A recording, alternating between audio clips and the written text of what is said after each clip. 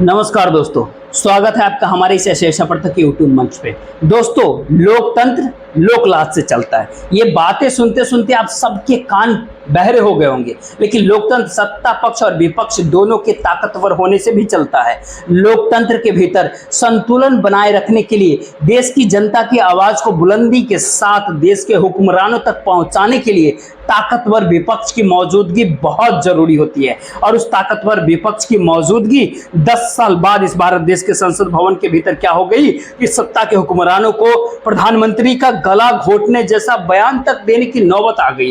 प्रधानमंत्री नरेंद्र मोदी को सदन में चुप कराया जा रहा है, ये बोलने तक की नौबत आ गई। अब तो स्थिति ये है कि लोकसभा अध्यक्ष खुद ही दी गई रूलिंग में सदन के भीतर अपने मुंह से जो बात कह करके जो सदन के संचालन की जो एक अघोषित नियमावली बनाने की जो कोशिश कर रहे हैं, उसके भीतर ट्रैप होते हुए कहीं ना कहीं नजर आ रहा है।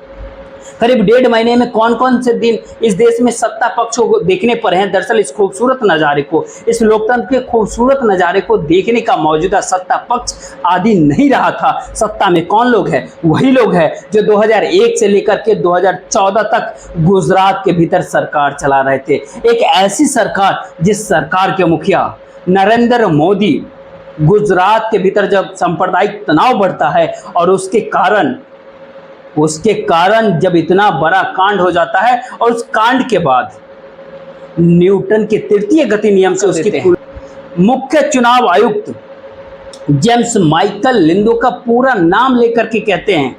और इन सब से आगे निकल करके अगर देखने की प्रयास करें तो गुजरात के भीतर जो कुछ भी हुआ वह गुजरात मॉडल के रूप में जब 2014 के भीतर दिल्ली आता है, तो दिल्ली के भीतर 2014 के लोकसभा चुनाव से लेकर के 2024 तक 10 सालों तक विपक्ष का दर्शन देश की जनता को करने नहीं दिया।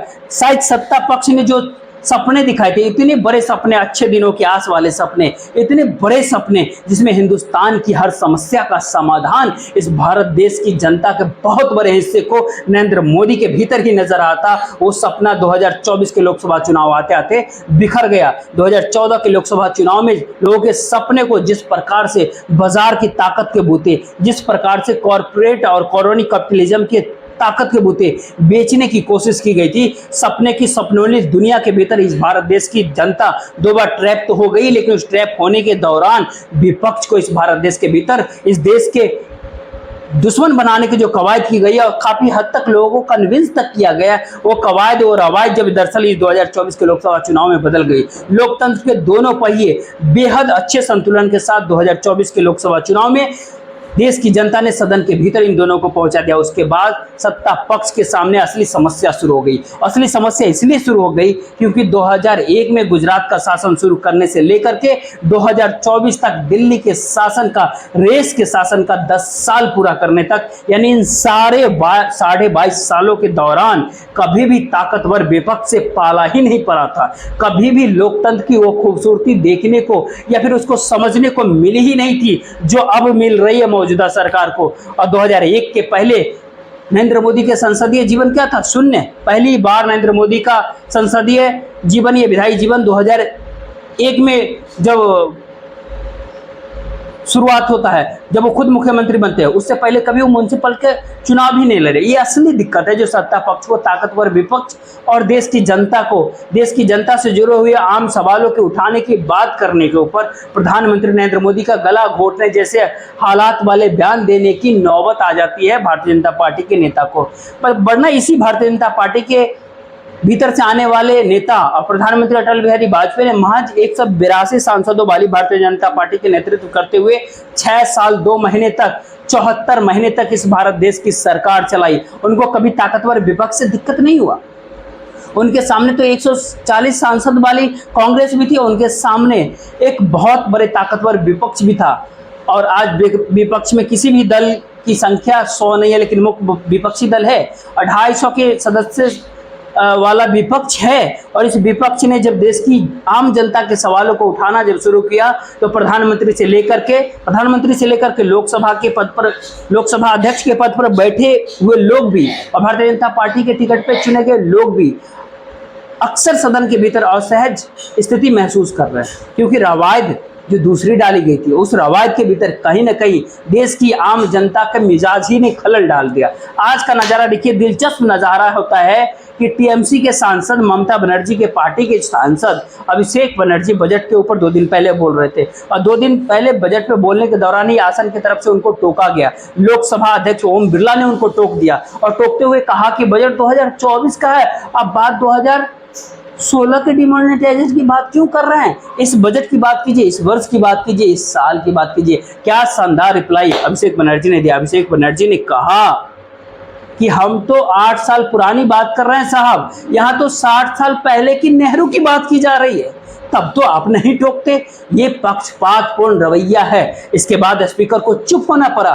खुद एक प्रसंग आया, फिर आया तो उस समय लोकसभा अध्यक्ष ने फिर से कहा कि सदन के भीतर जो लोग सदस्य नहीं है उनका नाम नहीं लिया जाना चाहिए। सदस्य अपनी बात रखे, लेकिन सदन के बाहर के व्यक्ति का नाम ना ले। फिर अभिषेक बनर्जी खड़े हो गए और उन्होंने कहा कि जब भारतीय जनता पार्टी के सांसद, ट्रेजरी बेंच के लोग जब पश्चिम बंगाल के मुख्यमंत्री ममता बनर्जी का नाम ले रहे थे, तब उन्हें क्यों नहीं टोका गया? आखिर ममता बनर्जी भी सदन के सदस्य नहीं हैं। वहां पर यह कहने पर स्पीकर को मजबूर होना पड़ा कि जिन सदस्यों ने ममता बनर्जी का नाम लिया है उस पूरे सेंटर की कार्रवाई से हटा दिया। अब सबसे पहली बात, इस भारत देश के सदन में कोई भी व्यक्ति अगर सदस्य नहीं है तो उसकी बात क्यों नहीं हो सकती, उसका नाम क्यों नहीं सदन में लिया जा सकता? ये अपने आप में कहीं नहीं अलोकतांत्रिक रवैये का कहीं ना कहीं परिचायक है। इस भारत देश के 142 करोड़ आवाम, 142 करोड़ लोग, उनमें से एक एक व्यक्ति, समाज के अंतिम व्यक्ति यदि पीड़ित हो तो उसका नाम भी संसद भवन के भीतर लिया जाना चाहिए। राहुल गांधी ने इस देश में गरीबी का, मुफलिसी का जिक्र करते हुए एक सांसद के तौर पर यूपीए के दौर में एक महिला कलावती का जिक्र किया था। जी हाँ, सदन के भीतर, और उसके माध्यम से अपनी बात रखी थी कि किस प्रकार से हिंदुस्तान के आम आदमी को, देश में सुविधाओं के वंचित लोगों को अपनी जिंदगी गुजारनी पड़ती है इस देश में, तब तक उस वक्त के स्पीकर उनको नहीं रोका था। उससे पहले भी डॉक्टर लोहिया भी जब इस भारत देश के संसद भवन के भीतर 25 पैसे में आम आदमी गुजारा करते हैं, वो कई सारे बातों का जिक्र करते हुए जब उन्होंने अपनी भाषण दिया था, तब तो उस समय के स्पीकर उन्हें नहीं रोका था। लेकिन अब अपने ही दिए गए रूलिंग के भीतर जब खुद ही स्पीकर उलझने लगे तो सत्ता पक्ष कितना असहज है इसका अंदाजा बखूबी लगा सकते हैं। सवाल निष्पक्षा पे पहले से हो रहा था। ये सवाल केवल हम नहीं उठा रहे थे, विपक्ष के लोग भी उठा रहे थे। और सवाल सरकार के अंदर कार्रवाई कैसे चले उसकी स्थिति प्रस्तुति को देखिए तो नीतीश कुमार और चंद्रबाबू नायडू का नाम तो आना तो स्वाभाविक है। चंद्रबाबू नायडू को 15,000 करोड़ रुपए अमरावती राजधानी के प्रोजेक्ट के लिए मुहैया कराने की बात हो गई। सब ताली पीट रहे थे कि चंद्रबाबू नायडू को 15,000 करोड़ रुपए दे दिए गए। सच्चाई तो ये है इस दौर की कि 15,000 करोड़ रुपए केंद्र सरकार ने बजट में नहीं दिए हैं, बल्कि 15,000 करोड़ रुपए कहीं से चंद्रबाबू नायडू की राज्य आंध्र प्रदेश को लोन के तौर पर दिया जाएगा और उस लोन के भीतर केंद्र सरकार गारंटर बनेगी। वो उन्हें लोग मुहैया कराने में मदद करेगी। जैसे आपको कोई केंद्र सरकार का कोई ग्रांट या अनुदान नहीं कहेगी, ग्रांट और अनुदान लौटाना नहीं पड़ता। जो राज्य पहले से कर्ज के भीतर डूबा हुआ, जिस राज्य की कर्ज के नीचे राज्य की पूरी अर्थव्यवस्था करा रही हो, चिल्ला रही हो, उस पर 15,000 करोड़ रुपए का और कर्ज बोझ थोप दिया जाए, उस पर इसका पुख्ता इंतजाम किया गया केंद्र सरकार की ओर से। और कहा नीतीश कुमार और चंद्रबाबू नायडू को बहुत कुछ दे दिया गया। नीतीश कुमार के राज्य को क्या मिला है? नीतीश कुमार के राज्य को, बिहार को वही मिला है जो पहले से नितिन गडकरी के मंत्री रहते हुए, तेजस्वी यादव के डिप्टी सीएम रहते हुए, उन दोनों की मुलाकात के भीतर जिस एक्सप्रेसवे को मंजूरी दी गई थी, जिस थर्मल पावर प्लांट को मनमोहन सिंह सरकार के समय दिया गया था, लेकिन उसको पैकेज बताकर और बिहार के लिए विशेष सुविधाएं बता करके 59,000 करोड़ रुपए में जोड़ने का काम किया गया। दरअसल सरकार ने अपना न्यूनतम समर्थन मूल्य, सरकार बचाने के लिए न्यूनतम समर्थन मूल्य चुकाने की बात की, लेकिन वो न्यूनतम समर्थक मूल्य भी ईमानदारी से उन दोनों दलों को नहीं चुकाया गया। और अब तो बारी एकनाथ शिंदे की राज्य की है, महाराष्ट्र की है, मुंबई की है। वहां पर भी 3 बैसाखी है। उन बैसाखियों में से एक के पास, जी हाँ, एक के पास वित्त मंत्रालय है, महाराष्ट्र के, देश के सबसे धनी राज्य का वित्त मंत्रालय। और जीएसटी काउंसिल की बैठक के भीतर अजीत पवार नहीं शामिल होते हैं, राज्य के वित्त मंत्री। खुद सोच सकते हैं आप कि 2 जगह न्यूनतम समर्थन मूल्य चुकाने की बात की गई, लेकिन वहीं चुकाने के मामले में बहुत बड़ा खेल किया गया। लेकिन उसके आगे बढ़ के अगर देखें, जहां पर तीसरी जगह न्यूनतम समर्थन मूल्य चुकाने की बात थी, सरकार बचाने के लिए न्यूनतम समर्थन मूल्य, वहां पर भी ईमानदारी दिखी नहीं रही है। वहां भी सरकार इस विधानसभा का जो शेष कार्यकाल बचा है उसके आप जनमत को कैसे अपने पक्ष में करेंगी चुनाव के भीतर, उसका कोई ब्लूप्रिंट नहीं दिख रहा है। दरअसल दिल्ली के भीतर सरकार बचाए, नीतीश कुमार को खुश रखे, चंद्रबाबू नायडू को खुश रखे, एकनाथ शिंदे के सांसदों को बचाए रखे, और इन तीनों से आगे निकल करके अगर देखें तो भारतीय जनता पार्टी यानी बीजेपी अपनी सत्ता का इकबाल जो बचा है या नहीं बचा है, वो आने वाले समय में कई विधानसभा चुनाव के भीतर तय होना है। उन विधानसभा चुनाव में कैसे जाए, इन सब के बीच सरकार चलाने की दुश्वारियों को, रोज रोज सदन चलाने की दुश्वारियों को कैसे सरकार दूर करे, सत्ता पक्ष इसी में उलझता हुआ कहीं न कहीं दिखाई दे रहा है। और उलझे भी क्यों ना, क्योंकि हालात इस भारत देश के भीतर बहुदलीय लोकतंत्र की बात करने वाले लोगों के लिए 10 साल जो पिछले अब बीता वो काफ़ी अनुकूल नहीं रहा। इसीलिए हालात अनुकूल नहीं था क्योंकि भारतीय जनता पार्टी यानी बीजेपी के शीर्ष पर बैठे हुए नेता कांग्रेस मुक्त भारत की बात कर रहे थे। भारतीय जनता पार्टी के अध्यक्ष जेपी नड्डा पटना के भीतर पहुंचकर क्षेत्रीय दल मुक्त भारत की बात कर रहे थे। कांग्रेस मुक्त भारत, क्षेत्रीय दल मुक्त भारत। तो क्या देश में केवल भारतीय जनता पार्टी बसती? केवल सत्ता को एक कौन सा गुमान हो चला था कि ये देश भारत में नरेंद्र मोदी से शुरू होता है और नरेंद्र मोदी पर ही आकर खत्म होता है। भारतीय जनता पार्टी नरेंद्र मोदी को सत्ता तक पहुंचाने के लिए एक टूल है। इस टूल के सारे इस देश के करीब 142 करोड़ देश की जनता को अपने दायरे में उलझा कर रखा जा सकता है। दरअसल ये लोकसभा चुनाव इस तरीके की मानसिकता को सबसे बड़ी चुनौती देने वाला साबित हुआ। यह देश का लोकसभा चुनाव इस भारत देश के भीतर बहुदलीय लोक की व्यवस्था को उस रूप में देख सकते हैं जिस रूप में इस देश की संविधान निर्माताओं ने की थी। संविधान निर्माताओं की परिकल्पना और मौजूदा सत्ताधीशों की परिकल्पना दोनों आपस में अगर टकराती हुई नजर आती है तो 20 से अग्निवीर योजना निकलती है।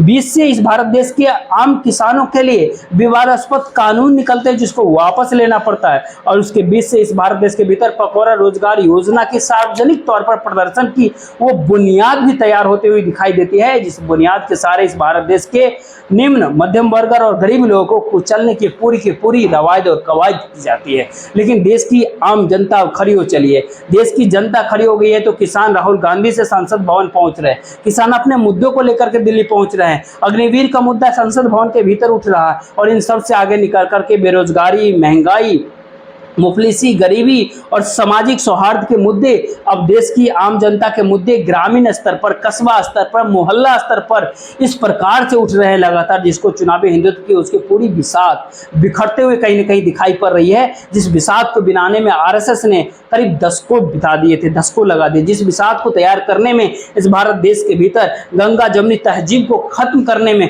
जो पूरी की पूरी कवायद की गई थी, उस कवायद के भीतर पूरी तरह से कामयाब उसमें हुए बिना देश की जनता ने जो बीजेपी को जो बहुमत दे दिया, उस बहुमत में लोगों को गुमान हो गया कि आइडिया ऑफ इंडिया शायद वो खत्म हो चला है। लेकिन वो खत्म हुआ नहीं था, वो जिंदा ही था। और जब आइडिया ऑफ इंडिया जिंदा था देश में, तो फिर तय मान लीजिए कि बहुदलीय लोकतंत्र की वापसी होनी ही थी। बहुदलीय लोकतंत्र की वापसी होनी थी तो सरकार संसद के दिशा निर्देशों के मुताबिक चले। सरकार आम सहमति और सर्वमत की बात से सैद्धांतिक रूप से निकाल करके वास्तविकता में परिलक्षित करते हुए चले। उस मानसिकता का अभाव सत्ता में बैठने वाले लोगों के बीच भी था, तभी ये दिक्कतें आ रही थी। अन्यथा दिक्कत नरेंद्र मोदी को नहीं आती, अन्यथा दिक्कत ओम बिरला को नहीं आती, दिक्कत अमित शाह को नहीं आती, दिक्कत इस भारत देश के संसदीय कार्य मंत्री को नहीं आती, जो बिजनेस एडवाइजरी कमेटी के भीतर आखिर सारे मुद्दे तय क्यों नहीं हो पाते। वहां से बचने की गुंजाइश क्यों तैयार की जाती है। यूपीएससी का मुद्दा जब संसद भवन के भीतर उठता है तो आसन की ओर से यह क्यों कहा जाता है कि सभी संस्थाओं को के ऊपर शक करना ठीक नहीं होगा। इस भारत देश के भीतर यूपीएससी के ऊपर पहले भी सवाल उठता रहा है, संसद भवन के भीतर उठा है। इस भारत देश के भीतर गरीबी पर पहले भी सवाल हुआ है। इस भारत देश में कॉर्पोरेट की दादागिरी के ऊपर पहले भी सवाल उठा है। इस भारत देश के भीतर आम आदमी की बेबसी के ऊपर पहले भी सवाल उठा है। लेकिन मौजूदा वर्तमान दौर में 2014 से 2024 के बीच में जैसे संसद चली, जैसे सरकार चली, उस तरीके से न तो संसद चलनी है न ही सरकार चलनी है। संसद के भीतर 250 लोगों की आवाज आवाज को कूंद नहीं किया जा सकता, उसकी आवाज को दबाया नहीं जा सकता। सरकार के भीतर एक ताकतवर विपक्ष को इग्नोर नहीं किया जा सकता। और यही वो बेबसी है कि प्रधानमंत्री नरेंद्र मोदी सार्वजनिक तौर पर आकर के अपनी बेबसी नहीं, देश के प्रधानमंत्री की बेबसी नहीं, बल्कि उस मानसिकता को बेबसी के रूप में प्रदर्शित करते हैं जिसमें एक अकेला कितनों पे भारी सदन के भीतर आइडिया ऑफ इंडिया के सबसे बड़े मंदिर के भीतर यह बयान देने की अट्टहास और उस गर्वोत्ती सार्वजनिक रूप से प्रदर्शित करने की मानसिकता जो लोगों के बीच, जो सत्ता के द्वारा विकसित करने की जो कोशिश की जा रही थी, अब सत्ता के भीतर से ही वो मानसिकता देश की आम जनता ने खत्म कर दिया 2024 के लोकसभा चुनाव में। यही सत्ता के सबसे बड़ी चुनौती है और इस चुनौती से उभरने के लिए नरेंद्र मोदी को, अमित शाह को, सत्ता के शीर्ष पर बैठे हुए नेता को विपक्ष के साथ तालमेल बिठा करके न्यूनतम साझा कार्यक्रमों के साथ सरकार की बुनियाद को रख करके उस डील के साथ आगे बढ़ने की जरूरत पड़ेगी, जो डील जनहित में होगी, जो डील इस देश के विपक्ष के साथ होगी, जो डील इस देश की आम जनता के हितों में होगी, वो डील नहीं जो कॉरपोरेट के साथ होती है विवादास्पद किसी कानूनों को बना करके, वो डील नहीं जो कोरोना वैक्सीन को लेकर के तमाम तरह के जो परीक्षण का दौर होता है, वो परीक्षण के दौर को जितनी जल्दी हो सके और निपटा करके लोगों को सुई दिलवाने के लिए जो कोशिशें की जाती है, वो डील अब नहीं चलनी है। अब सवाल उठेगा, बात उठेगी और बात निकलेगी तो दूर तक पर जाएगी। ये बात सत्ता पक्ष जितनी जल्दी समझ ले इस देश के लोकतंत्र के हित में है, अन्यथा ये सरकार, ये मौजूदा सरकार काम करने की बजाय एक एक दिन निकाल करके केवल अपना कार्यकाल पूरा करने की ओर कोशिश करते हुए नजर आएगी, जिससे रूटीन वर्क करना है, ऑफिस जाना है, दफ्तर पहुंचना है और दफ्तर से आकर के घर के भीतर बैठ जाना है। सरकार इस तरीके से नहीं चलती है और सरकार इसी तरीके से चलाने की कवायद वर्तमान दौर में सरकार करती हुई कहीं न कहीं दिख रही है। विपक्ष से बचा जाए, मुद्दों से बचा जाए, और विपक्ष और मुद्दों से बच करके तो न तो देश चलता है और न ही सरकार चल सकती है। तो क्या ऐसे में सरकार इसके लिए तैयार होगी?